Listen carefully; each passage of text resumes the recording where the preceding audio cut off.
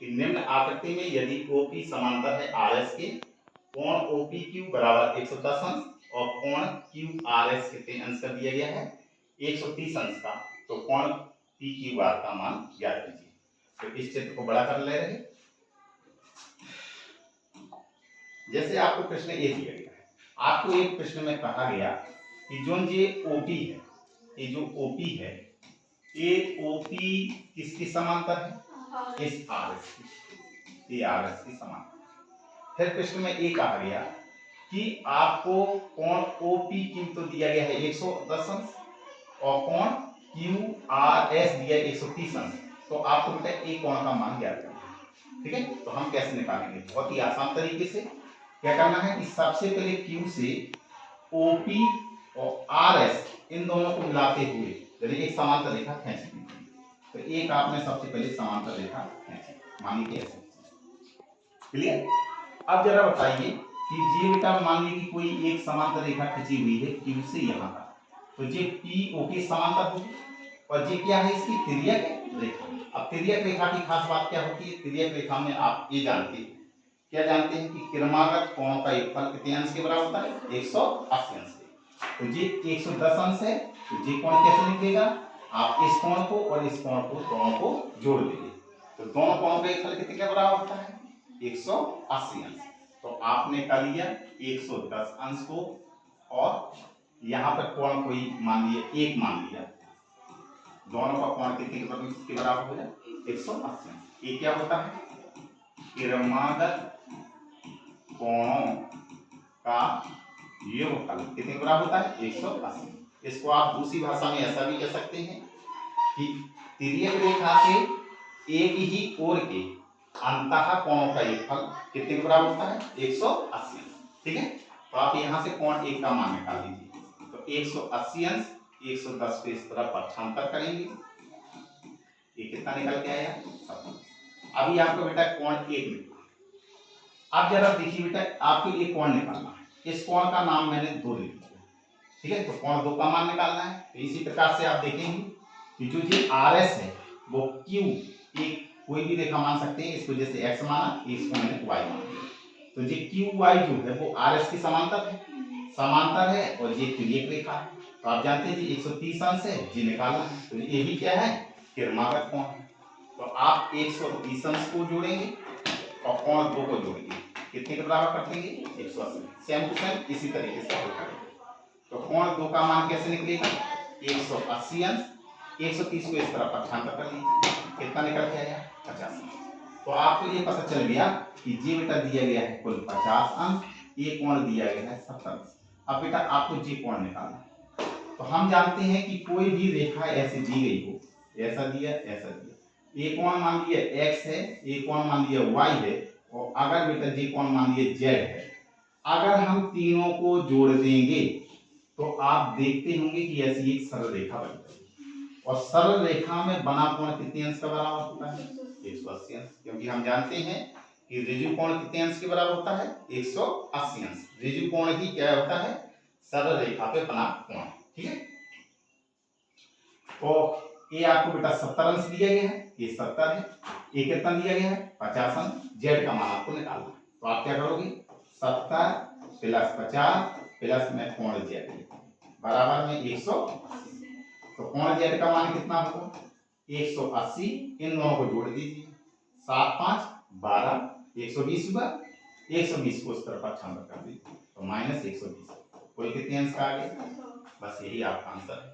आपके प्रश्न में कब पूछा गया है कि कोण PQR का मान क्या है, और कोण PQR को मैंने क्या माना है z, और z का कितना मान निकलता है 60।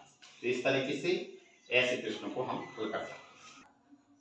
अब देखिए बेटा एक बिंदुगामी रेखा क्या है, रेखा जब किसी रेखाखंड के अंत बिंदुओं को दोनों दिशाओं में असीमित दूरी तक विस्तारित किया जाता है तब यह रेखा बन जाती है। कागज पर रेखा को निरूपित करने के लिए हम रेखाखंड के दोनों सिरों पर तीर के निशान लगाते हैं। आप इसे निरूपित करने वाले 2 बिंदुओं के ऊपर एक लाइन बनाकर भी इसे निरूपित कर सकते हैं। उदाहरण के लिए ए बी सामान्य रूप से रेखा एक अक्षर इत्यादि एल, एम, एन से भी दर्शाई जाती है। हम रेखा या रेखाखंड को दो बिंदुओं से निरूपित कर सकते हैं। यह जानना भी रोचक है कि एक रेखा में अनंत बिंदु होते हैं।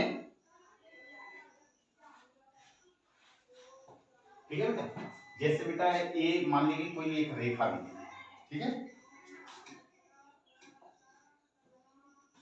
ये कोई एक रेखा, ये मान लीजिए कोई एक है, कोई दो बिंदु थे पहले, कितने बिंदु थे? दो। इन दोनों में मैंने बिंदुओं को मिलाया तो ये एक क्या बन जाएगी? रेखा। लेकिन रेखा में क्या होता है कि ए बिंदु इस तरफ को बढ़ सकता है, ए बिंदु इस तरफ को जा सकता है, तो ये क्या हो जाएगा? एक रेखा। ठीक है, यानी रेखा में क्या होता है कि ये तीर का निशान ए बता रहा है कि ए बिंदु इस तरफ को बढ़ रहा है, ए रेखा, ये जो तीर का निशान है वो ये बता रहा है कि ये जो बिंदु है वो इस तरफ को बढ़ रहा है। ठीक है, एक रेखा इस प्रकार से हम क्या कह सकते हैं कि रेखा, एक रेखा कब प्राप्त होती है? जब हम कितने बिंदुओं को मिलाते हैं? दो बिंदुओं को। जब दो बिंदुओं को मिलाते हैं तो एक हमारी रेखा बन जाती है। समझ में आ गया? अब बेटा रेखा का आपका आरंभिक और अंतिम निश्चित नहीं रहता है। इस रेखा पे कितने बिंदु स्थित हो सकते हैं? तो इस रेखा पे बेटा कई बिंदु स्थित हो सकते हैं, कई, चाहे जिसको बिठा दीजिए। तो इस प्रकार से एक रेखा में कितने बिंदु हो सकते हैं? अनंत। कितने हो सकते हैं? क्लियर?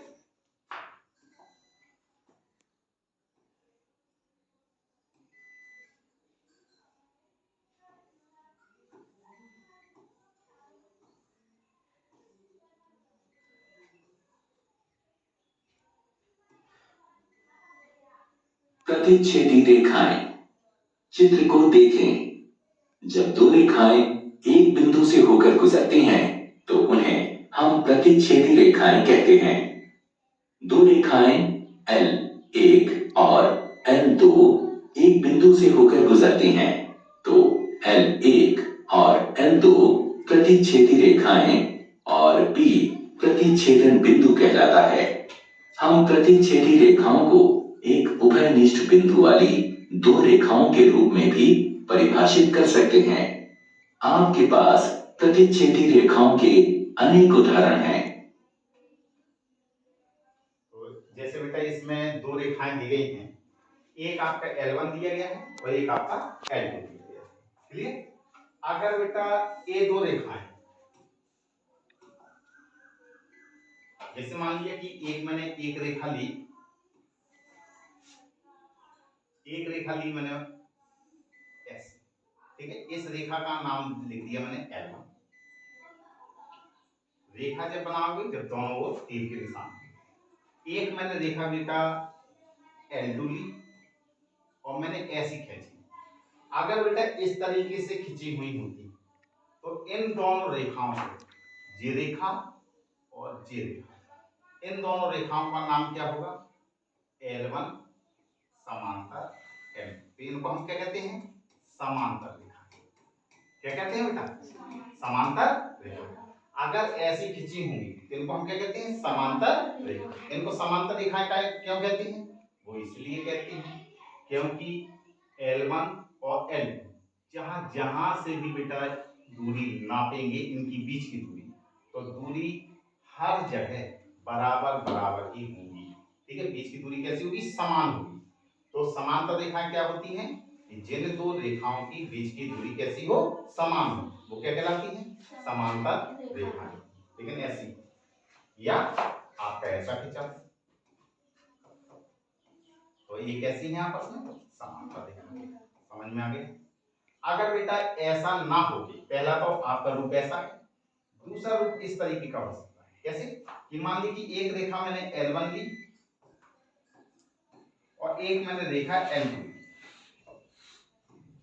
और मैंने ऐसी खींची कि दोनों एक दूसरे को चीरती हुई जाए, यानी एक दूसरे को काटें। अगर बेटा काट रही हैं तो जिस बिंदु पे काटें उस बिंदु का नाम होता है प्रतिच्छेदन बिंदु। क्या नाम होता है? प्रतिच्छेदन। क्या होता है? प्रतिच्छेदन बिंदु। क्या कहलाता है? प्रतिच्छेदन बिंदु। जिस बिंदु पे काटे उस बिंदु का नाम क्या है? प्रतिच्छेदन बिंदु। और जिन जो दो रेखाएं आपस में कटी हुई हैं, यानी L1 और L2 एक दूसरे से कटी हैं, तो इन दोनों रेखाओं का नाम क्या हो जाएगा? प्रतिच्छेदन रेखा। क्या कहलाएगा? प्रतिच्छेदन रेखा। ये समझ में आया? क्या कहलाएंगे? प्रतिच्छेदन रेखा। तो आप लोगों को कितने लोगों के समझ में आ गया कि प्रतिच्छेदन रेखाएं क्या है? ठीक है, तो प्रतिच्छेदन रेखाएं में क्या है? ये रेखाएं एक दूसरे को काटती है, और समांतर रेखाएं एक दूसरे को कभी भी नहीं काटती। आपने रेलगाड़ी देखी होगी, रेलगाड़ी की पटरी ऐसी जाती, जरा बताओ कहीं भी काट रही, तो ये कौन सी रेखा होंगी? समांतर रेखा। आप चार पहिया गाड़ी देख लीजिए, पीछे के पहिए तो देखिए, आगे के दो पहिए देखिए, क्या वे पीछे के दो पहिए एक दूसरे को काटते? नहीं काटते। आगे के दोनों पहिए नहीं काटते। तो ये क्या कहलाते हैं? समांतर रेखा। अगर एक दूसरे को काटे तो प्रतिच्छेदन रेखा। अगर बेटा मान लिया कि तीसरा टाइप है कि जैसे मान लीजिए एक जे लिया L1 रेखा, एक मान लिया कि जे रेखा ली, इसका नाम है L2, एक मान लिया रेखा ऐसा ली, इस रेखा का नाम है L3, और मान लिया कि एक रेखा जे, इसका नाम है L4। तो आपने देखा बेटा कि ये जो रेखाएं हैं वो एक दूसरे को इस बिंदु पे काट रहे हैं कि नहीं काट रहे? तो बेटा जो L1 है और L2 है और L3 है और L4 है, ये रेखाएं क्या कहलाएंगी? प्रतिच्छेदन। ये प्रतिच्छेदन रेखा। लेकिन जिस बिंदु पे एक काटा हुआ है, जिस बिंदु पर काटा हुआ है, एक बिंदु क्या कहलाएगा? प्रतिच्छेदन बिंदु। जिस बिंदु पे काटे उसे हम क्या कहते हैं? प्रतिच्छेदन बिंदु। ठीक है, अब जी बेटा सब एक ही बिंदु पे तो मिल रही हैं, सब एक ही बिंदु पर तो ही मिल रही हैं। ठीक है, तो इन सब रेखाओं का नाम क्या कह सकते हैं हम? इन सब रेखाओं का जो नाम है वो नाम क्या हो जाएगा? एक बिंदुगामी रेखाएं। क्या नाम हो जाएगा? एक बिंदुगामी रेखा। एक बिंदुगामी रेखा। एक बिंदुगामी रेखाएं किन्हें कहते हैं? एक बिंदुगामी रेखाएं उन्हें कहते हैं जब प्रतिच्छेदन रेखाएं एक ही बिंदु पर मिले। ठीक है, तो उनको हम क्या कहते हैं? एक बिंदुगामी रेखा। इनको उतार सकते हैं, उतार लीजिए।